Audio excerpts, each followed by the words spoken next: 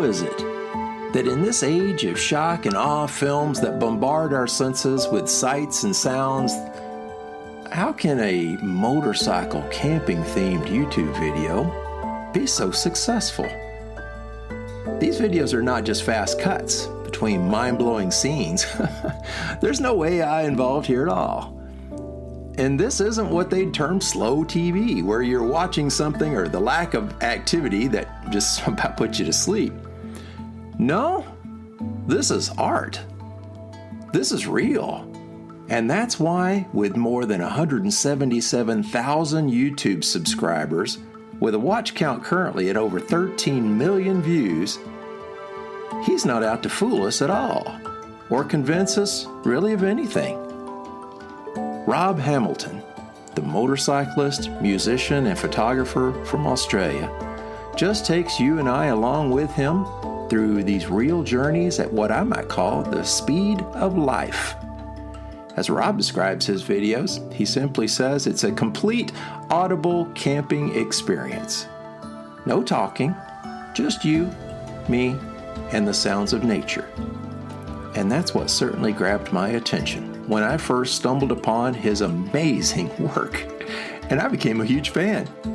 I am so excited today to share with you my interview with Rob Hamilton. Speaking from opposite sides of the globe, I instantly knew that this passion for motorcycling that really so many of us share connects us no matter where we are. And Rob most certainly knows how to connect the globe. This global community of those of us who love bikes and love the outdoors. So let me welcome you to part one of my interview with Rob Hamilton. Stay tuned. Recorded in beautiful Loveland, Colorado. Welcome to Peace. Okay. Moto, We got to stop the music. Okay. Confessions. I screwed up. I'm doing this, a little announcement here, because Rob, my guest, told me to do it. So here you go, Rob. I'm doing this for you, buddy. There's at least two things that an interviewer must do. First, you got to press the record button to make sure that you get the interview recorded. I did that. That I remembered. Second, you must call your guest by the right name. What you're about to hear is my screw up. I called Rob by the wrong name, and then he insisted that I keep it in the episode. So here's my thing. This is not my fault. I'm not going to take complete fault for this. It was a Saturday evening when I was interviewing Rob, Sunday afternoon, his time in Australia. I had just bought a brand new motorcycle that afternoon, so I was really, really excited about the new bike and about talking with Rob that evening. So I was excited. I was distracted. Also, before we started the recording, Rob and I were talking about Mark Hawa, the founder of the Distinguished Gentleman's Ride, who Rob knows personally there in Australia, and who I interviewed for this podcast a couple of months ago. And then, at least in the back of my mind, somewhere maybe, there's the actor Mark Hamill, who, as everybody knows, was Luke Skywalker in Star Wars, right? So you got all these factors. My excitement about the new bike, Mark Hawa, Mark Hamill. That's why I called Rob Mark Hamilton. Okay, Rob, just as you insisted, I left it in. My massive mistake. So here you go. Thanks, everybody. Well, I am so very, very excited to have Mark Hamilton on with me today. Rob Hamilton. Oh, let me start. Well, I will clearly start all over with that. Leave it in. Leave that in. You have to leave it in. We're just talking about Mark Hauer. Mark, if you're listening, that's why I was going down that path. Let me make myself a Mark big Hamilton. Mark's my son. But I apologize. This has just been a very strange day. So I will begin again then. Yeah, sure. Well, I'm so very excited today to have on the Peace Love Moto podcast, Rob Hamilton, who I have admired from afar for a while now. I ran across Rob's videos on YouTube.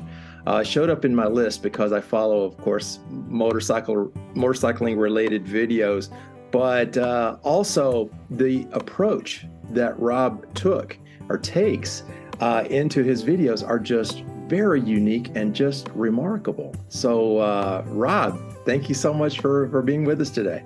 Thank you so much for having me. Appreciate it.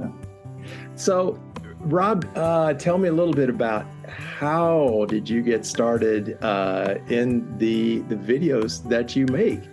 What was your there's two channels. So I have the two channels. I have Moto-Feels. So I just started up an Instagram account probably about 5 years ago now. I had 3 ideas. I was a photographer at the time, and I was shooting portraits. And I'm a musician as well. I play double bass. So I had a bass Instagram, a portrait Instagram, and a motorcycle Instagram.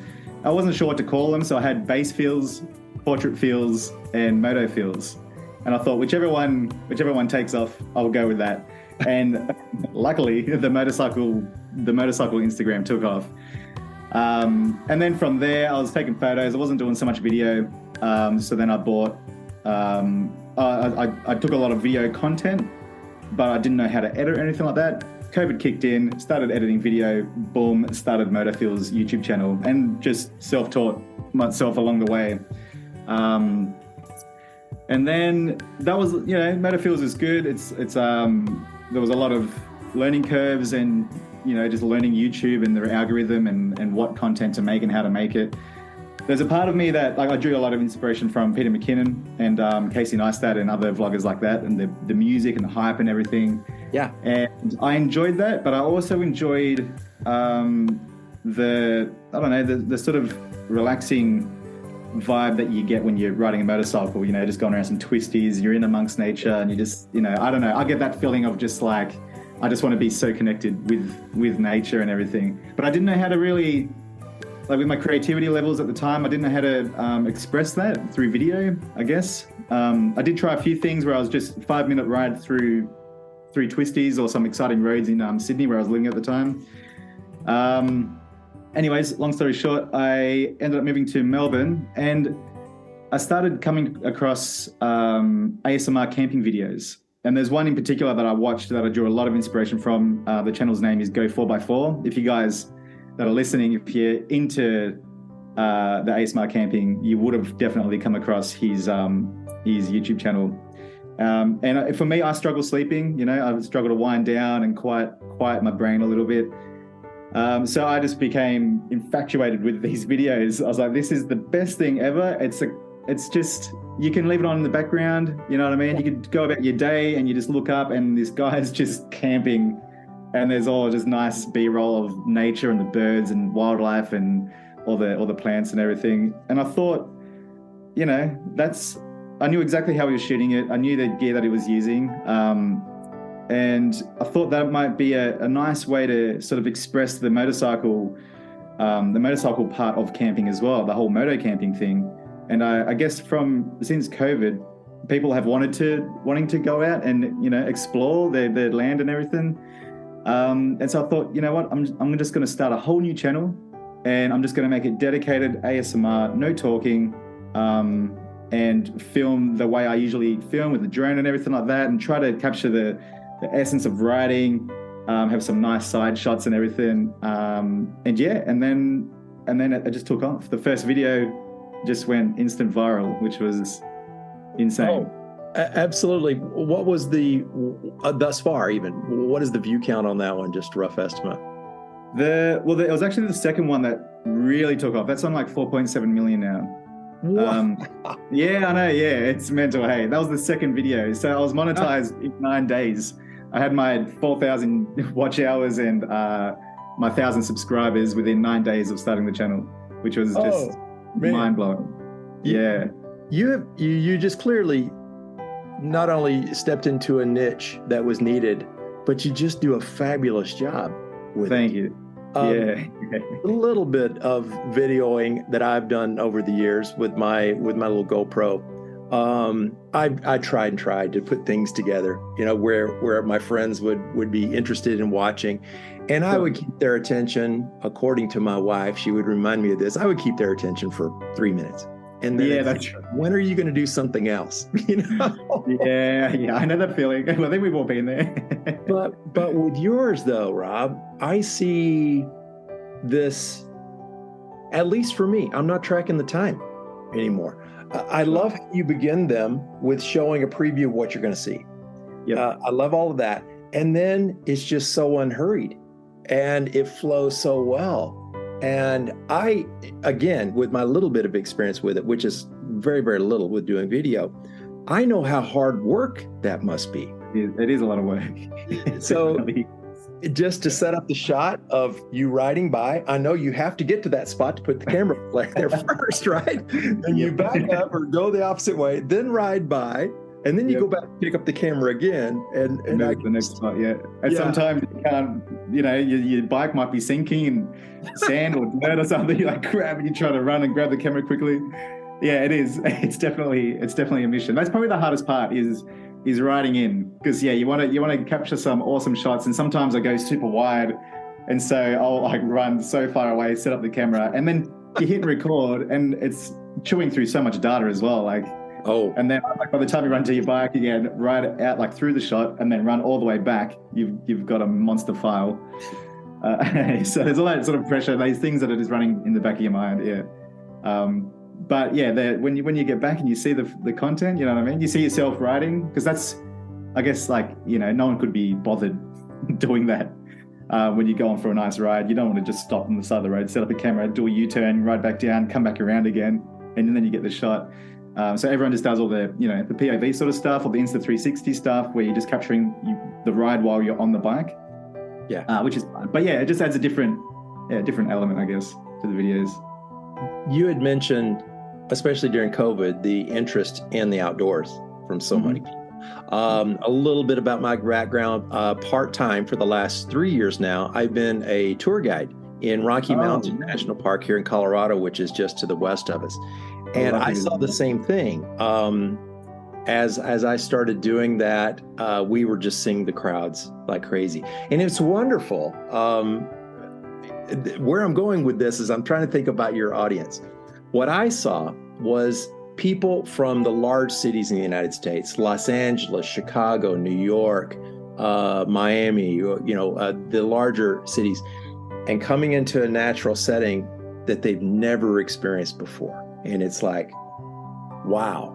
And as a tour guide, kind of reflecting on what you do, I originally was planning these 3-hour and 15-minute tours with me talking the whole time. And I figured out what I could say at these different places. But one of the experienced tour guide told me, she said, "Ron, you talk too much. Yeah. Why don't you be quiet and let them take it in?" And that's what I see with your videos. You're quiet and you let them take it in. But at the same time, it's not silence. And I've learned to appreciate, too, your videos through my earbuds. Ah, nice. Man, it is being there. It is being there. Yeah, cool. That's Love amazing. that. Awesome. Yeah, if it's one thing I've learned through these videos as well, is that it's okay to allow space, and I'm starting to draw out the scenes maybe a little bit more, you know what I mean? Like it's not so choppy, and because I know like the audience retention these days is pretty low with reels and short form content. You just keep swiping, you need that stimulus. But this is more the complete opposite, strangely. Yeah. But I think that's like nature speaking to you as well. Like you're just hearing everything. If there's a bird call happening in the background, I'll let that play out for the entire bird call, because that's the moment, It's fantastic. Yeah. I love how also every once in a while, I think, as I recall, it's typically after your meal, you'll break the fourth wall. Is that the right term?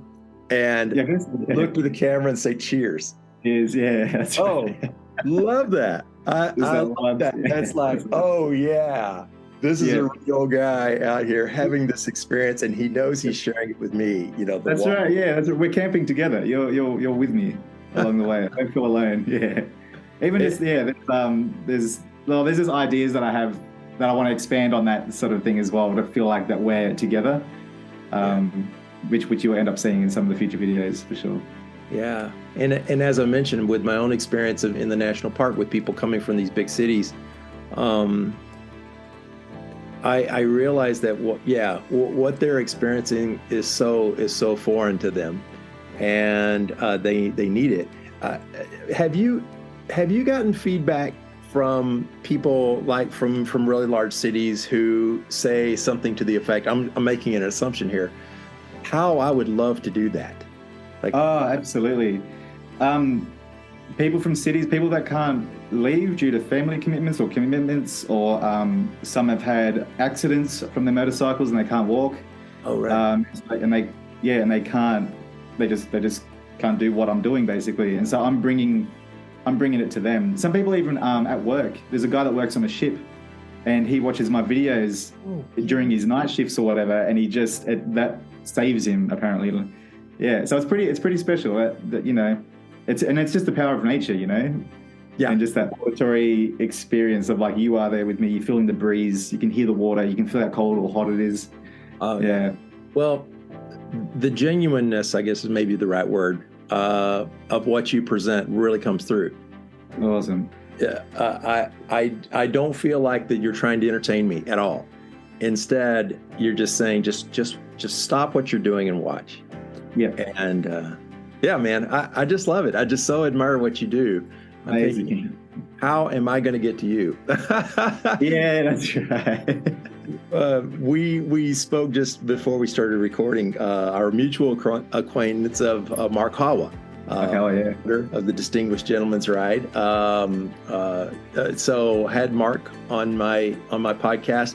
It was a wonderful interview, and I ended up turning it into a 2-part interview. Oh, awesome! It was just so good. Tell me about how you met Mark Hawa and your relationship with him. I don't know. I guess we just sort of. I don't know if there was like a definitive. Well, there was a definitive moment when we met, but it was just more. You know, I was in Sydney originally as well. Now I'm in Melbourne. I just moved here last year, so I guess being in that scene and having my Instagram and just being active, you sort of network with a whole bunch of people that ride motorcycles. And Mark was one of them, and we just sort of have slowly just built our relationship, I guess, our friendship. And so now it's, he calls, get some advice on Insta360 stuff or cameras in general, because he's doing his own thing as well. He's always expanding and pushing. And then like I'd pop around to his warehouse and stuff, and we just chat, and and then the DGR thing, they made me ambassador for DGR this year for 2023, which is awesome. I've got awesome! The helmet's back there on the shelf. Yes, I sure can. Yeah.